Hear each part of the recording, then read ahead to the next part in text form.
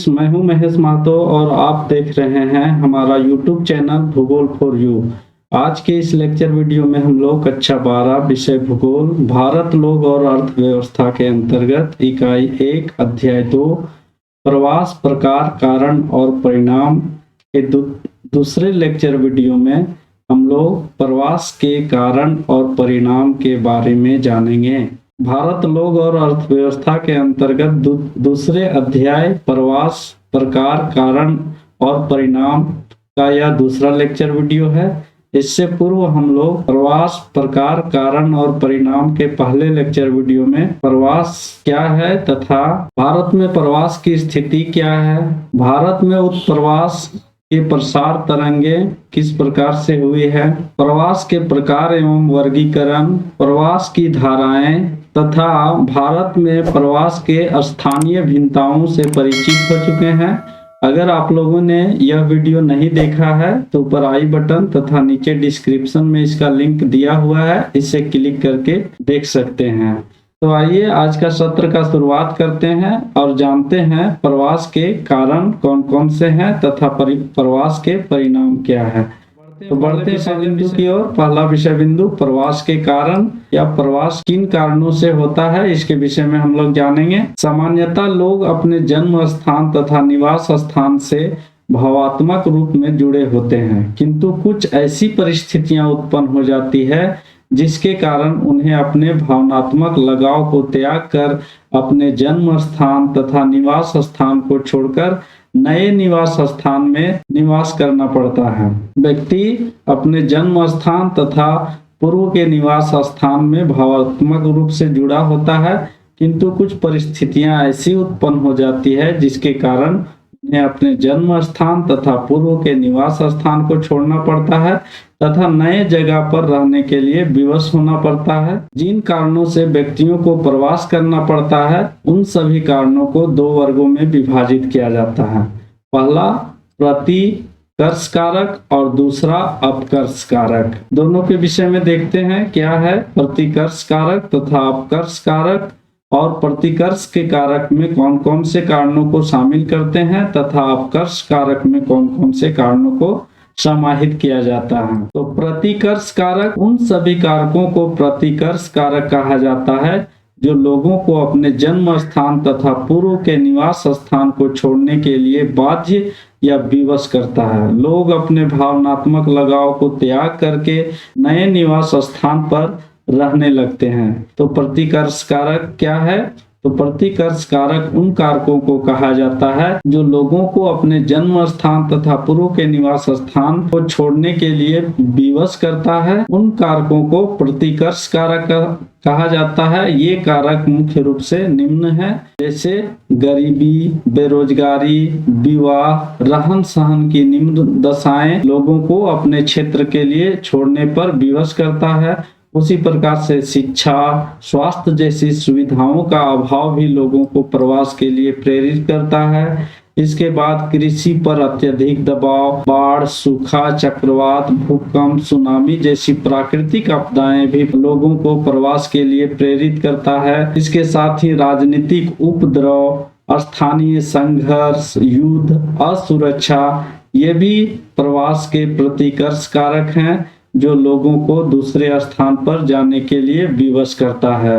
इसके साथ ही साथ प्रतिकूल जलवायु, महामारियां आदि प्रमुख प्रतिकर्ष के कारक हैं। तो ये प्रमुख प्रतिकर्ष कारक है जो लोगों को अपने पूर्व के स्थान तथा अपने जन्म स्थान को छोड़ने के लिए विवश करता है। ये प्रतिकर्ष कारक ग्रामीण, अशांत एवं असुरक्षित क्षेत्रों में देखने को मिलते हैं, जिसके कारण इन क्षेत्रों में उत्प्रवासियों की संख्या अधिक पाई जाती है।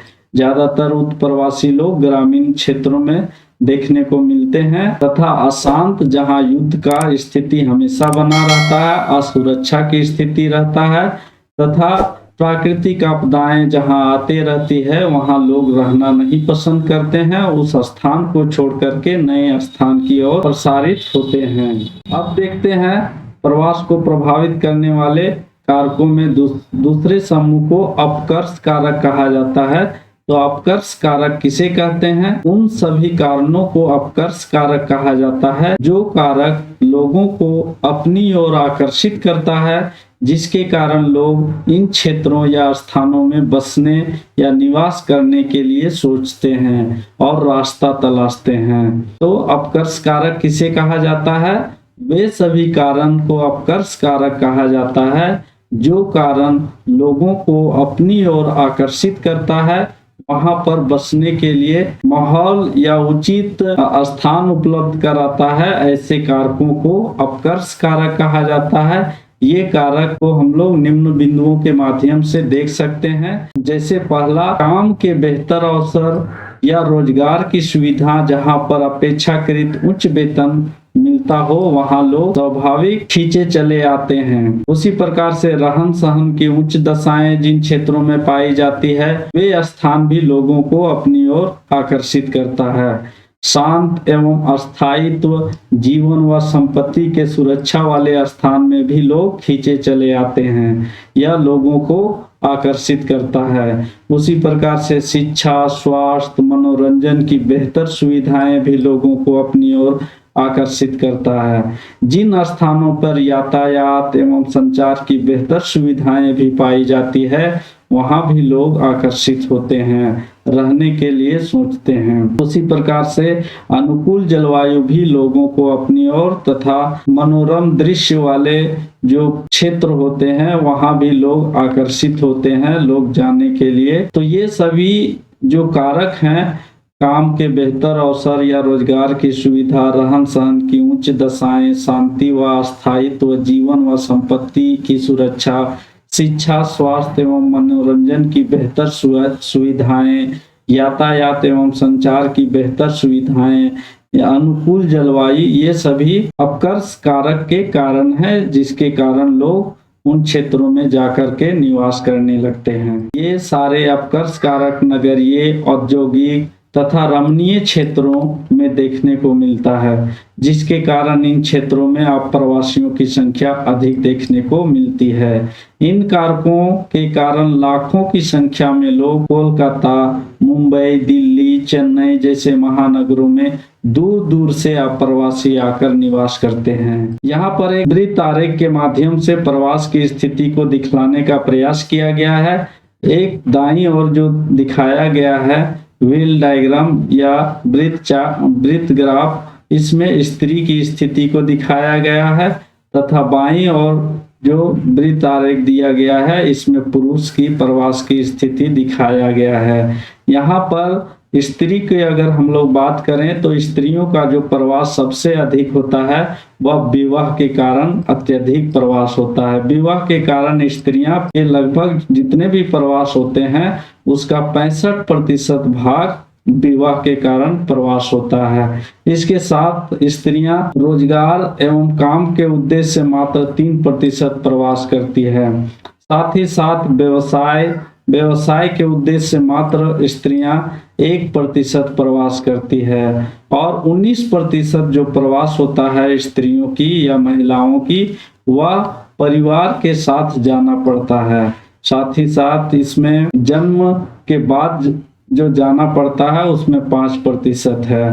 वहीं हम लोग अगर पुरुषों की प्रवास की बात करें भारत में, तो पुरुष में जो मुख्य प्रवास होता है उसका 38% भाग जो है, 38% सबसे अधिक जो कारण बनता है वह रोजगार या काम के उद्देश्य से लोग प्रवास करते हैं।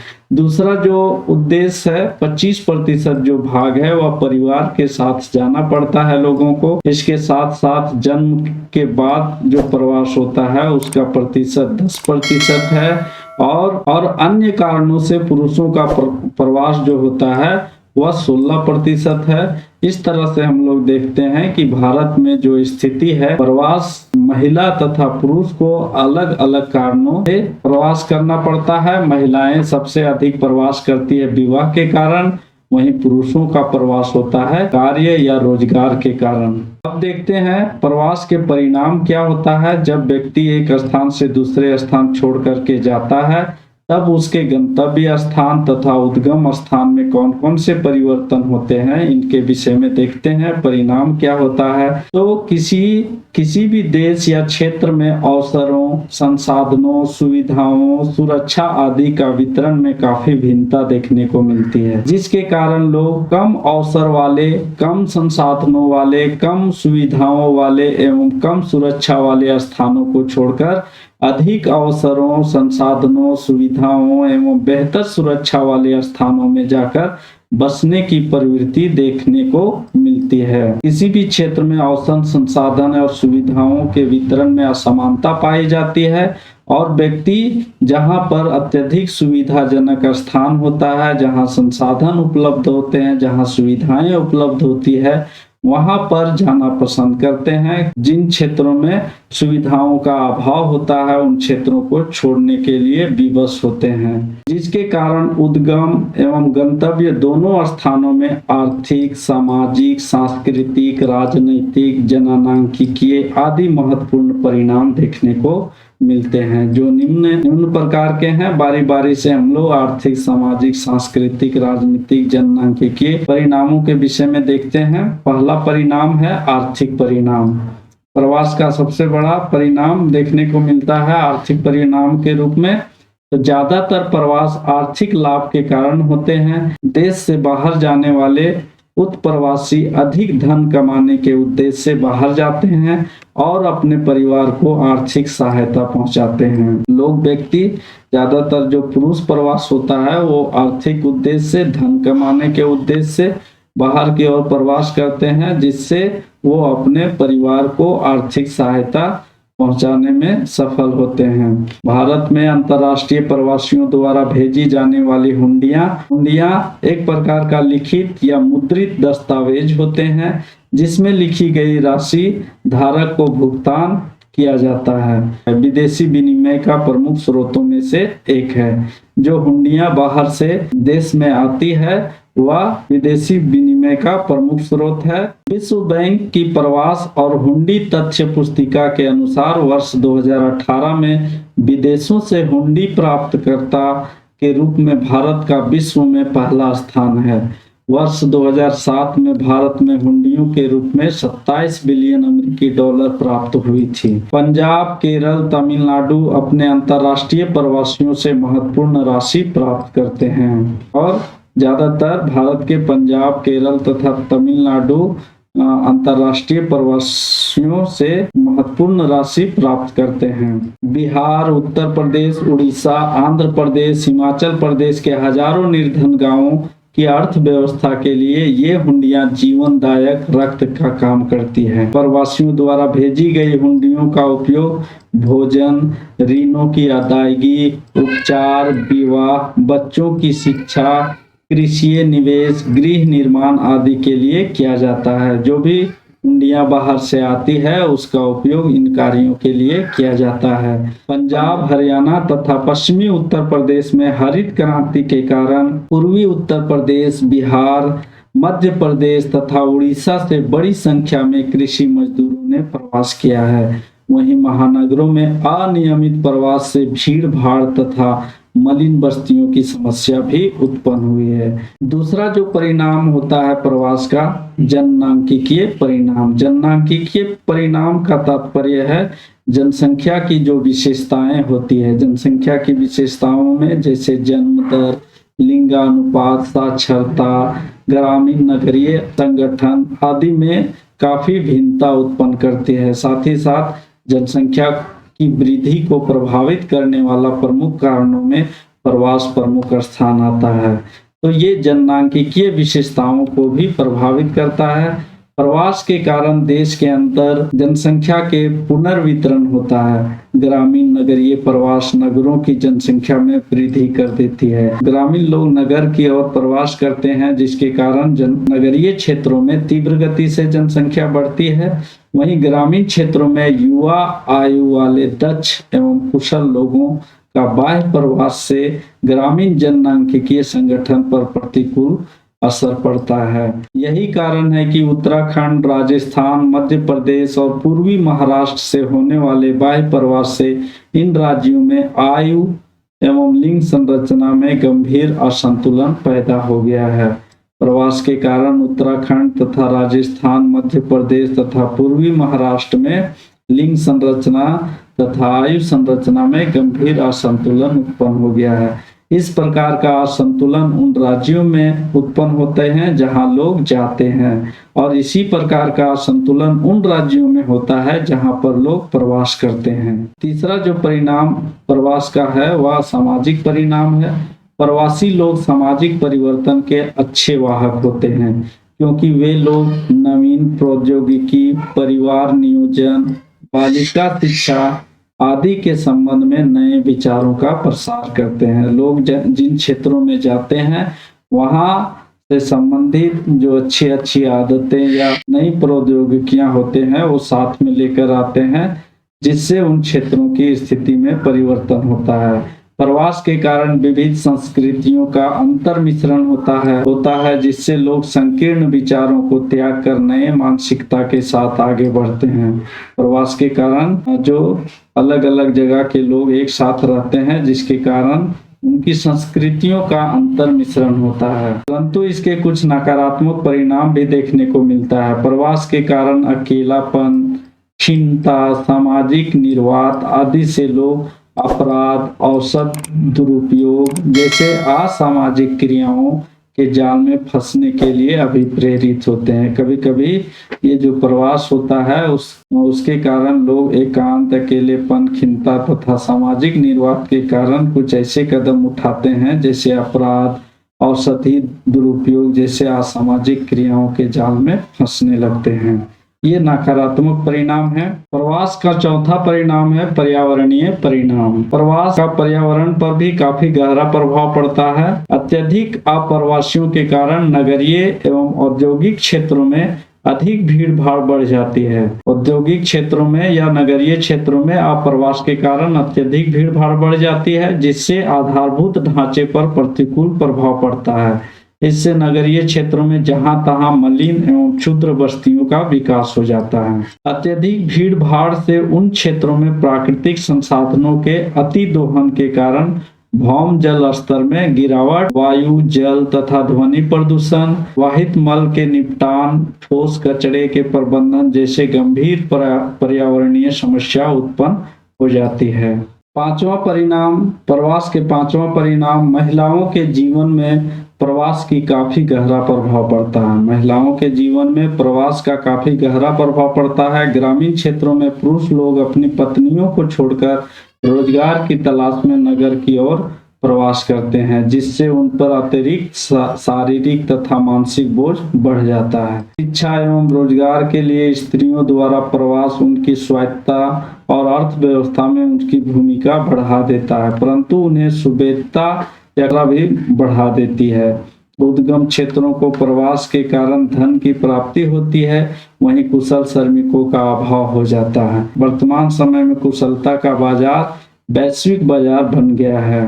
वर्तमान औद्योगिक अर्थव्यवस्थाएं गरीब प्रदेशों से उच्च प्रशिक्षित व्यावसायिकों को उचित अनुपात में प्रवेश दे रही है अतः भर्ती कर रही है, जिसके कारण उद्गम प्रदेश के वर्तमान अल्प विकास को बल मिलता है। तो दोस्तों, हम लोग प्रवास प्रकार, कारण और परिणाम के अंतर्गत प्रवास के कारण और परिणाम से हम लोग भली भांति परिचित हो चुके हैं, जान चुके हैं। इसमें प्रवास के कारण तथा परिणामों के विषय में हम लोग विस्तार पूर्वक अध्ययन किए। तो उम्मीद करते हैं दोस्तों आप लोगों को प्रवास प्रकार, कारण और परिणाम के अंतर्गत प्रवास के कारण और परिणाम से संबंधित यह लेक्चर वीडियो जरूर पसंद आया होगा।